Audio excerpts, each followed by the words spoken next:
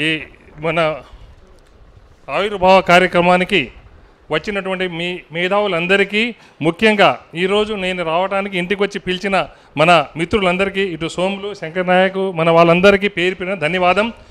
మన జాతిని జాగృతం చేస్తూ ఒక డాక్టర్ వృత్తిని సమాంతరంగా నడుపుతూ, ఇంకా ఎక్కడైతే జాతిలో ఎక్కడ అయినా ప్రాబ్లం వస్తే నేనున్నానని ముందు పోయినటువంటి డాక్టర్ గారికి ప్రత్యేక ధన్యవాదం. మరియు మన మిత్రులకు కూడా దయచేసి నేను పేరు పిలవట్లేదని ఏమనుకోకండి, అందరికీ పేరు పేరున హృదయపూర్వక ధన్యవాదం.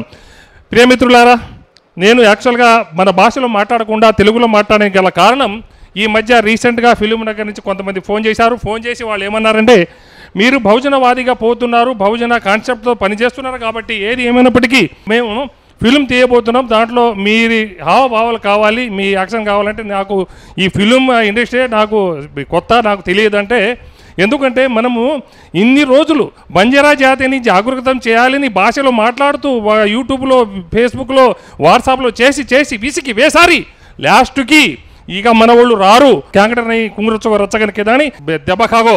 కానీ ఇక్క జాతిని కూడా ముందుకు నడిపించాలని మంచి ఉద్దేశంతో డాక్టర్ రాజ్ కుమార్ లాంటి వాళ్ళు కానీ ఇప్పుడు మన జనవేదిక ఏ విధంగా ఫామ్ చేసి నిరాశ నిస్పృహకు లోను కాకుండా జాతిని జాగృతం చేయడమే కాకుండా జాతిని దిశానిర్దేశం చూపాలని ముందుకు పోతున్న వాళ్ళందరికీ నా హృదయపూర్వక ధన్యవాదం. ఇంతకుముందు కొన్ని అనివార్య కారణాల వల్ల కొన్ని సంఘాలని రకరకాలుగా తిట్టడం జరిగింది. ఎందుకంటే వేరే మార్గం లేదు. మనం నాలుగు మార్గాలు పోతే ఫలితం ఉండదు. నలుగురం కలిసి ఒక్క బాటలోనే నడవాలని నేను ఎన్నో రకాల తపన పడ్డా.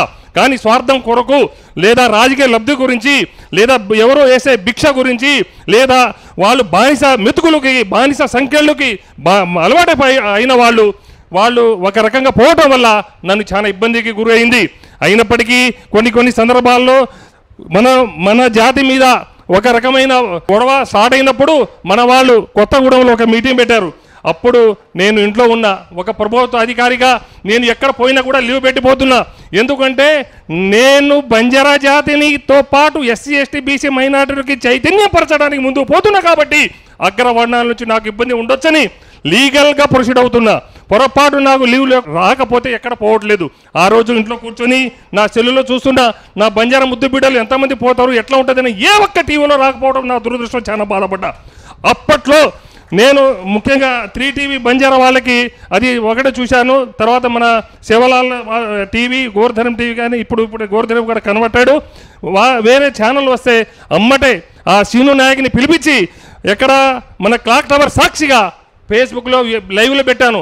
నిజంగా దమ్ము ధైర్యం ఉన్న ఏ ఒక్క రాజకీయుడు, ఎంపీ కానీ, ఎమ్మెల్యే కానీ, కేంద్ర మంత్రి, రాష్ట్ర మంత్రి ఎవడైనా సరే సిగ్గు సరం లజ్జ ఉన్నవాడైతే ముందుకు రండి, మీరు ఛానల్ పెట్టండి, నాకు ఒక నెల జీతం 2 లక్షలు ఫ్రీగా ఇస్తానని నేను గంట కొట్టినట్టు దాంట్లో రికార్డ్ చేశాను. ఫేస్బుక్లో ఉంది. కానీ ఎందుకు చెప్పానంటే, నిజంగా ఒక ఛానల్ పెట్టాలంటే 2 కోట్లు అయింది. ఒక ఎంపీ గారు 50 లక్షలు, ఒక ఎమ్మెల్యే 10 లక్షలు, ఒక మినిస్టర్ 15 లక్షలు ఇస్తే నిజంగా బంజారా జాతికి ఛానల్ పెట్టలేమా? కానీ మన వాళ్ళు ఎట్లా ఉన్నారంటే జాతిని అడ్డం పెట్టుకొని, లేదా మన వాళ్ళ సంఘ నాయకులుగా అడ్డం పెట్టుకొని రాజకీయ భిక్ష గురించి పోయే వాళ్ళ తప్ప రూపాయి జేబుల నుంచి తీసి ఎక్కడ ఇచ్చే నాదుడు లేడు.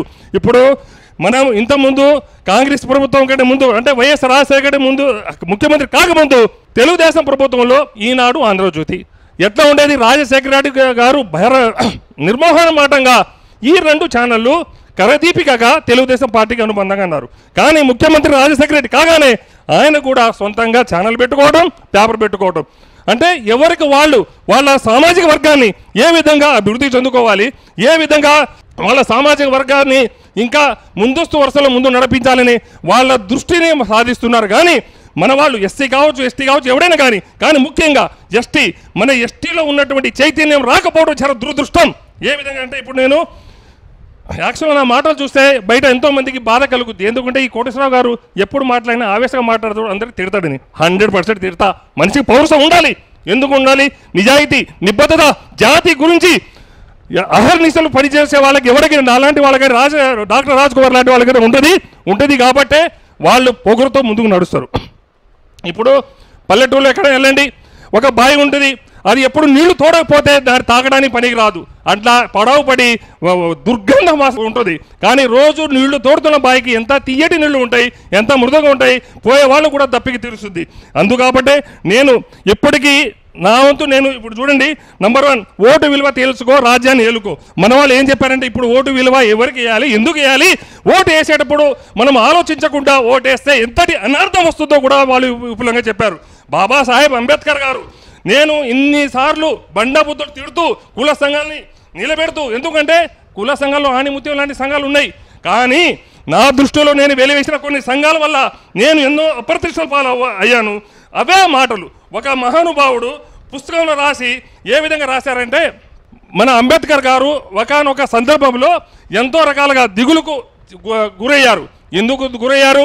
ఆయనకి అగ్రవర్ణాల నుంచి కూడా ఎప్పుడు బాధపడలే, కానీ ఎవరైతే ఉన్నారో ఎస్సీ ఎస్టీ ఎవరైనా కానీ నా రిజర్వేషన్ తీసుకొని బయటకు వచ్చి ముందుకు నడుస్తున్నా, ఎవరైతే ఎంజాయ్ చేస్తున్నారో తెల్ల బట్టలు వేసుకొని ఎస్ రిజర్వేషన్ ఫలాలు పొందుతున్నారో వాళ్ళు వెనక్కి తిరిగి జాతికి చూడట్లేదని ఆయన మదనపడటమే కాకుండా ఆయన బాధని ఆయన మాటల ద్వారా తెలియపరచడం నిజంగా మనం ఆలోచించదగ్గ విషయం.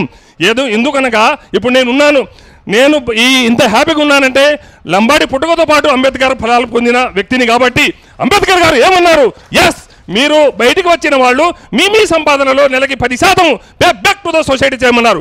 అరే బాబు, నీకు దమ్ము 10% చేయలేని వాడవైతే, నిజంగా కామన్ సెన్స్ ఉన్నవాడైతే కనీసం ఆయనకున్న పరిజ్ఞానాన్ని గ్రామాల్లో పోయి జనాల్ని చైతన్యపరచాలి. ఓటు ఎట్లా వేయాలి, ఎందుకు వేయాలి, ఓటు వేసేటప్పుడు ఎందుకు ఆలోచించుకోవాలి అనేది పరిజ్ఞానాన్ని అందరినీ వాళ్ళ ఉత్తేజపరచాల్సిన బాధ్యత ఉంది. కానీ ఎవరు పోకపోవడం చాలా దురదృష్టకరం. ఎన్నో లెక్కకు మించే సంఘాన్ని పెట్టారు, కానీ ఏ ఒక్క సంఘం వల్ల ఏ ఒక్క న్యాయం జరిగే ఛాన్స్ లేదు. కొన్ని సంఘాల వాళ్ళు గత సంవత్సరం క్రితం ఎస్ మనకు 12% రిజర్వ్ వస్తుంది, ఒకవేళ 12% రిజర్వేషన్ మన పలానా ముఖ్యమంత్రి గారు పెంచలేకపోతే నేను నోట్లో నాలుక తడపకుండా నీళ్లు కూడా నోట్లో పోసుకోమని అని చెప్పిన మహానుభావులు ఉన్నారు. వాళ్ళు ఇప్పుడు ఎక్కడ పోయి దాక్కున్నారు, ఎందుకు బయటికి రాలేకపోతున్నారు? ఈ ఆవేశం ఎందుకు వస్తుందంటే చాలా ఉపద్రవాలు రాబోతున్నాయి. నేను 3 సంవత్సరాల క్రితం మన ఎక్కడంటే ఇక్కడ దుండిగాలు, ఏం బాబు మన ఈ జానశ్రీలు నాకు ఎవరో తెలియదు, దుండిగాల దగ్గర పోయాను. ఎందుకు పోయానంటే ఈ కుల సంఘాలని, ఈ చిల్లర చిత్తగా ముత్తగా గిత్తగా పై కింద అన్ని సంఘాలని ఒక్క తాటి మీద తేవాలని నా తపనలో భాగంగా ఎవరిని పిలిచినా ఒక్కరు కూడా ముందుకు రాకపోవడం, ఎవరికి వాడే ఏమనో తీరే స్వార్థ ప్రయోజనాల గురించి బ్యాక్ టు ద సొసైటీ పేరు మీద పైసలు రుచి చేయడం. ఇప్పుడు దీంట్లో కూడా ఇదే పుస్తకాలు రాశారు.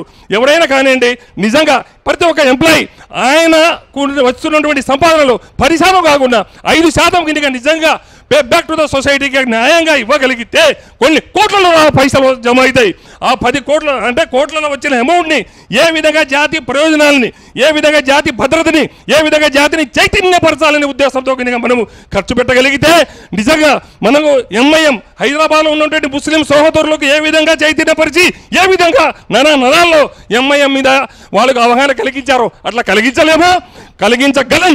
కానీ ఇది గినగా అట్లా కలిగించగలిగితే పేర్లు చెప్పాలి, కానీ కొంతమంది ఈ సంఘాల వాళ్ళ భవిష్యత్తు అంధకారంలో ఉంటుంది. రేపు వాళ్ళకు భవిష్యత్తు ఉండదని వాళ్ళు మన వాళ్ళు ఇంకా బానిస బతుకులు బతికితే వాళ్లకు సొంతంగా బాగుపడగే ఏదో రకంగా భిక్ష పెట్టుకొని బతకగలమని దుర్బుద్ధి ఉండటం చాలా దురదృష్టం. అటువంటి సందర్భాలు వస్తున్నటువంటి ఐక్యవేదిక కానీ లేదా ఇంకా వేరే రకరకాల సంఘాలు ఇప్పుడు వచ్చినటువంటి మన లంబాడి జనవేదిక కూడా ఈ విషయంలో కూడా దృష్టి సారిస్తూ నిష్పక్షపాతంగా జాతి ప్రయోజనాల గురించి పనిచేసే వాళ్ళకి పవర్ కోటేశ్వరరావు మీ పక్కన ఉంటాడని తెలియజేస్తున్నాను. ఇంకోటి చెప్తున్నాను, ఎవరైనా సరే ఇంట కలిసి బయట కలవమన్నారు. ఇప్పుడు ఇంతకుముందు మన డాక్టర్ జాదవ్ గారికి చెప్పాను, ఎవరైనా ఎక్కడైనా సేవలాల్ మహారాజ్ మందిరం కట్టగలిగితే, మళ్ళీ మీరు అందరూ వినండి, నేను ఎవరైనా సేవాలాల్ మహారాజ్ మందిరం కట్టగలిగితే దాని విగ్రహం 30 నుంచి 40 వేల రూపాయలు అయితే నల్లని బండ మీద చెక్కడం, మీరు తెచ్చుకున్న పైసలని ఇస్తా. విజయవాడ దగ్గర చెక్కుతున్నట్టు వాళ్ళు మాట్లాడినా వాళ్ళు పిలిపిస్తున్నా, నేను ప్రతి ఎన్ని గ్రామాలైనా సరే ఎన్ని తండాలైనా సరే సేవాలాల్ మందిరాన్ని కట్టడానికి ముందు రావాలి. ప్రతి గ్రామాల్లో తండాల్లో సేవాలాల్ మహారాజ్ మందిరాలు ఉండాలని మొన్న రీసెంట్గా నా బిడ్డ మ్యారేజ్ చేశాను. శ్రీ రామచంద్రుని ఫోటో పెట్టలే, ఎవరిని పెట్టలే, ఓన్లీ సేవాలాల్ మహారాజ్ ఫోటో పెట్టి పెళ్లి చేశాను. అంగరంగ వైభవంగా చేశాను. ఎందుకంటే ఒక జాతికి దిశ నిర్దేశం కావాలంటే ఎవడో ఒకడు ముందు నడవాలి, ఆయన నిష్పక్షపాతంగా ఉండాలి, నిజాయితీగా ఉండాలి. అవసరమైతే గల్లబట్టి కూడా దుర్మార్గులైన జాతిలో ఉన్నటువంటి చౌటబారు దర్శములకి తొక్కి అయినా సరే జాతిని రక్షించాల బాధ్యత నా మీద ఉంది. కాబట్టి సేవాలాల్ మహారాజు ఒక్కడే ఫోటో ఏ ఒక్కరు ఫోటో పెట్టుకుండా నా బిడ్డ పెళ్లి చేశాను. హ్యాపీగా అంగరంగ వైభవంగా చేశాను. ఆ సంసారం కూడా 3 పువ్వులు 6 కాయలు నడుస్తుంది అంటే శివలాల్ మహారాజ్ ఆశీస్సులు నాకు ఉన్నాయి. అందువల్ల దయచేసి మీరందరూ ఆలోచించుకోండి. ఇంకొకటి, నేను ఇక నుంచి మన బంజారాతో పాటు బహుజనవాదిగా ముందు నడుస్తున్నా. బహుజనులకు రాజ్యాధికార పుస్తకాలను కూడా వాళ్ళు ప్రింట్ చేసి నాకు మొన్న ఇచ్చారు. అదే ఫిల్మ్ తీయడానికి నన్ను యాక్ట్ చేయమని పిలిపించిన వాళ్ళు. కాబట్టి భవిష్యత్తులో మీకు పవర్ కోటేశ్వరరావు అనే వ్యక్తి కొత్త కోణంలో మిమ్మల్ని కనబడతారు. మీరు నా గురించి కావాలన్నా నా ఫేస్బుక్ కానీ పవర్ కోటేశ్వరరావు యూట్యూబ్ని చూసినా కూడా నేను చేసిన ప్రతి కార్యక్రమాల్ని నిజంగా వస్తున్న వ్యూస్ని చూస్తుంటే నాకు నిజంగా ఈ జీవితం ఇంకా నేను ఇప్పుడు ఇంతవరకు సాధించిన విజయాలు హ్యాపీగా ఆనందంగా ఉంది.